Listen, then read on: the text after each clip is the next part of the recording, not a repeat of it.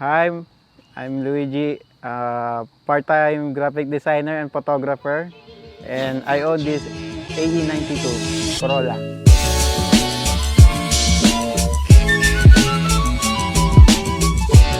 Unang project car, unang sakit ng ulo, pero first love ko to.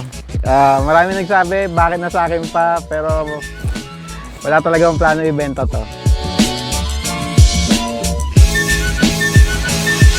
Totoo niya, ang unang hilig ko talaga motor. Kasi lumaki ako sa shop ng uncle ko na mahilig sa big bikes. Well, yun.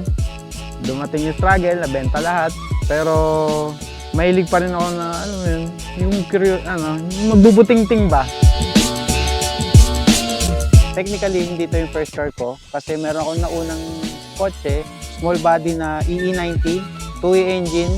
Tapos, pretty stock lang nakuha ko. Nakamags lang. Pero yun nga, dahil gawa na rin ng katandaan ng sasakyan, marami ng bulok. Imagine mo yung pinto, butas. Yung driver side, butas. Yung trunk, nabaka sa likod. Kaya yun, napaisipan ko na magpalit na lang ng kaha.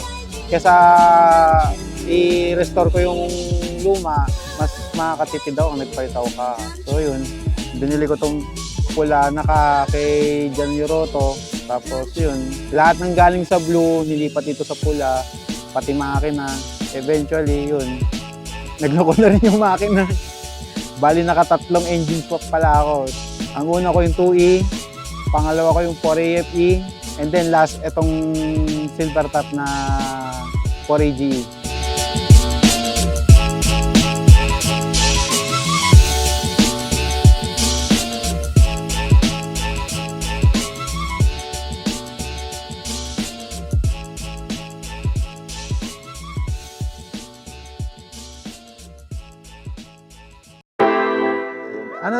Dahil din kay Travis, marami akong nakilala, mga grupo, may mga sinalian din akong club. Shoutout, Corolla Owners Club. Yun. Sila yung unang car club na sinalian ko. Dahil sa kanila, marami din akong natutunan.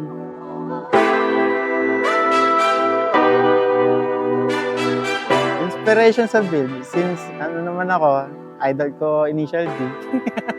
Well, may magka-86. Kaya napili ko magka 4AGE na silver top. Kung may chance, sali ako ng autocross. Kung magkaka-chance din, sali din ako sa circuit. Kung ano. Kaya ito, build ko, race build. Pero pag nagsawa, magki-clean build ulit. Kaya nga sabi ninyo, kapag may project car, walang katapusan.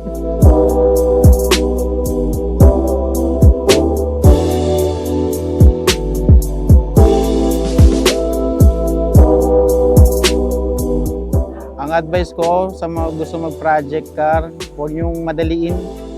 It takes time talaga, pera, tsaka oras. Kasi kapag minadali mo yung project car, nandun yung baka bigla ka magsawa. Yung iba kasi, yung mga naging kasabayan nito, nandyan na yung nagsawa na, end up kinatay na, yung iba binenta na. Nakakalungkot kasi yung iba, yun yung ibang nilook up to ko. Tapos, yun, end up, katay na. Yung iba naman, dito rin napupunta sa kanya. Hindi porke kinatay na yung project nila, hindi naman sila magpa-project ulit. Magpa-project ulit sila, pero mas matindi.